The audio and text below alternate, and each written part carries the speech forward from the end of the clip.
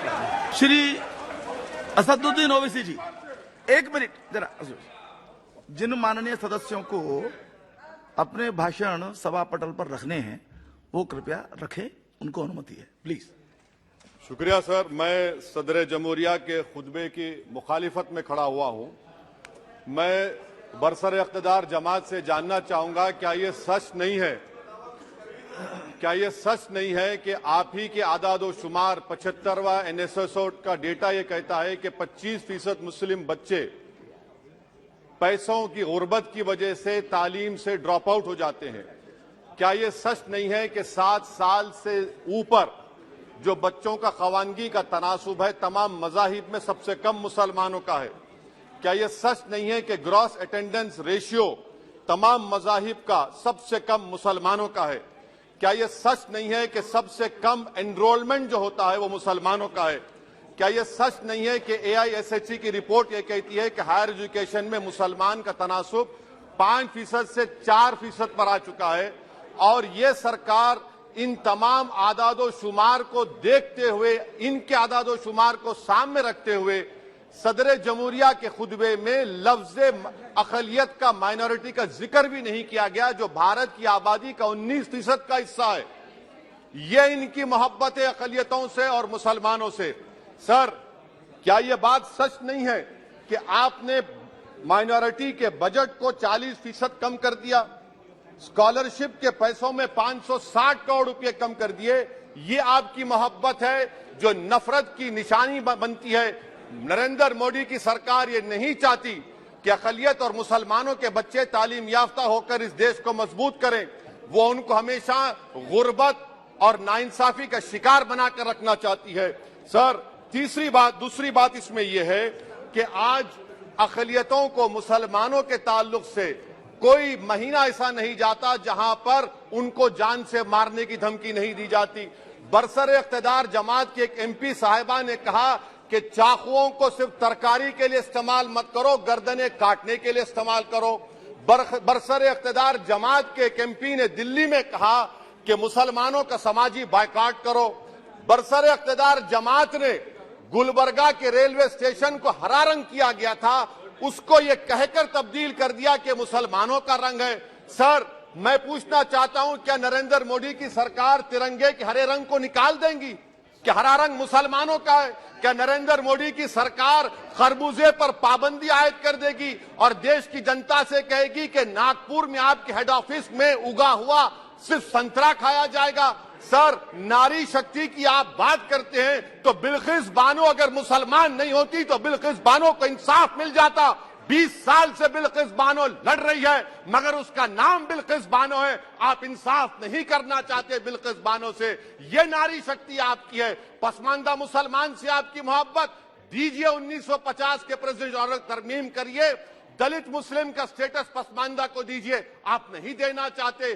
क्या मजहबी आजादी का उनको हक हासिल नहीं है? स्पीकर साहब, मैं मुसलमान हूं, मेरे बगैर ये मुल्क नामुकम्मिल है। मैं इस मुल्क का यरगमाल नहीं हूं, मैं इस मुल्क का कैदी नहीं हूं। मैं पूरे सिटीजनशिप की राइट को चाहता हूं और अभी चाहता हूं। कब आप बिहार के सुरजापुरी और कोल्हिया बादरी को कौमी OBC स्टेटस देंगे? स्पीकर साहब, दूसरी अहम बात मैं कहना चाह रहा हूं, चीन का जिक्र आपने किया।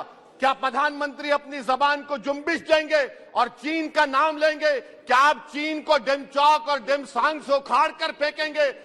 DGP कॉन्फ्रेंस में चेयरमैन साहब कहा गया कि 65 पेट्रोलिंग पॉइंट में से 26 पेट्रोलिंग पॉइंट पर भारत की फौज पेट्रोलिंग नहीं कर सकती है। चीन से आप डरते हैं। अरे, डिसएंगेजमेंट हुआ तो डी-एस्केलेशन कब होगा? डी इंडक्शन कब होगा? चीन से आप डरते हैं। 3 साल से चेयरमैन साहब 50,000 भारत की फौज हजारों फीट चोटियों पर बर्फ में खड़ी हुई है। देश के प्रधानमंत्री को क्या भारत की आवाम पर भरोसा नहीं है? भारत की फौज पर भरोसा नहीं है? अरे, चीन का नाम लीजिए वजीर आजम, डरिए मत चीन से। तीसरी पॉइंट सर, हमारे कानून के मंत्री चले गए। पैराग्राफ 79 और 82 में बेसिक स्ट्रक्चर पर, आईनी ओहदों पर बैठे हुए लोग बेसिक स्ट्रक्चर पर तनकीद करते हैं। लॉ मिनिस्टर कॉलेजियम पर तनकीद करते हैं। इस ऐवान में जब एनजेसी का बिल आया, मैं वाहिद एमपी था, अब याद होगा आपको, जो मैंने कहा था कि भारत के संविधान के खिलाफ होगा, बेसिक स्ट्रक्चर के। इंदिरा गांधी से सबक हासिल करना चाहिए। इंदिरा गांधी कहती थी कि जुडिशियरी मेरी पाबंद होना, अब नरेंद्र मोदी कहते हैं कि जुडिशियरी मेरी वफादार होना। इंदिरा गांधी ने 42nd अमेंडमेंट किया, देश की जनता ने इंदिरा गांधी को इख्तियार से बेदखल कर दिया। आप वही इंदिरा गांधी के इराक को ला रहे हैं। आप बताइए स्पीकर साहब, क्या ईसाई मानने वाले व्हाइट टेरर हैं? क्या ईसाई मजहब के लोग व्हाइट टेरर को फरोग देते हैं? आप बताइए। मैं यहां पर जजेस को तहफुज करने के लिए नहीं खड़ा हूं, मैं बेसिक स्ट्रक्चर की हिफाजत में बोल रहा हूं।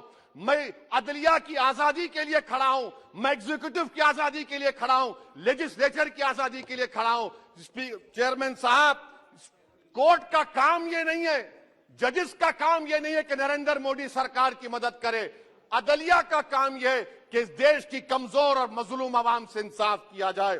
चौथा पॉइंट स्पीकर साहब, यहां पर एक बड़े सरमाएदार का जिक्र किया गया है। क्या यह बात सच नहीं कि कांग्रेस और बीजेपी ने ओलिगार्क्स को पैदा किया? आप दोनों ने मिलकर ओलिगार्क्स को पैदा किया। आज इसी वजह से 60% मुल्क की दौलत 1% जनता के पास है। आप दोनों ने बैठकर मलाई खाई और गरीब और नौजवान पिस रहा है। अरे बताओ, ये जो 28 लोगों की लिस्ट है जो देश का पैसा खाकर भाग चुके हैं या बैठे हुए, उसमें कोई मुगलों का नाम है क्या? कोई मुगलों का नाम नहीं है, मगर आप उस पर कुछ नहीं बोलेंगे। संडेसरास कंपनी है, 15,000 करोड़ नाइजीरिया और केनिया की कोर्ट में जाकर कहती हैं कि हम हिंदू हैं, भारत को आएंगे तो प्रोसिक्यूशन होगा। आपने कोर्ट में कुछ नहीं कहा, वहां पर एसआईटी आपने बनाई। मगर शुक्र है, मैं लाइटर वेन में कह रहा हूं कि हाइडनबर्ग अगर यहां होता तो यूएपीए लग जाता उस पर। और सर, मैं नरेंद्र मोदी सरकार को मशवरा दे रहा हूं लाइटर वेन में कि ये अंग्रेजी का अल्फाबेट ए बड़ा अशुभ है आपके लिए। डबल ए को आपने कहा कि बेटा फाइटर एयरक्राफ्ट बनाओ, बैंकरप्ट हो गया।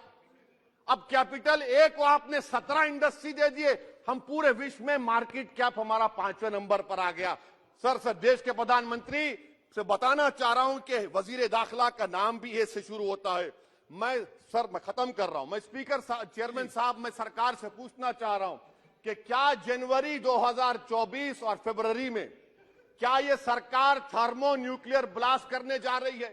क्या आपने हमारे अतराफ में देख लिया कि उसके अवाक़िब और नताइज क्या निकलने वाले हैं?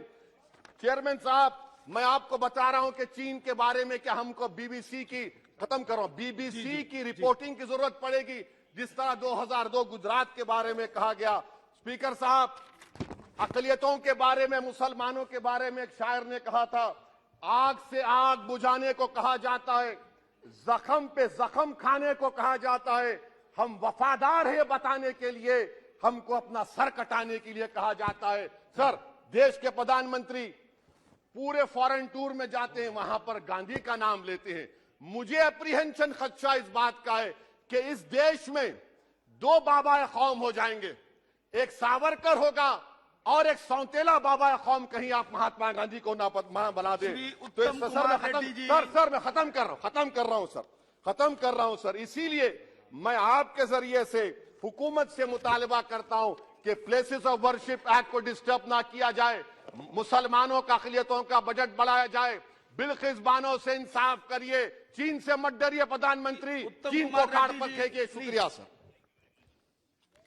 सीमित समय लीजिए प्लीज, क्योंकि रिप्लाई भी होने आपको पता है।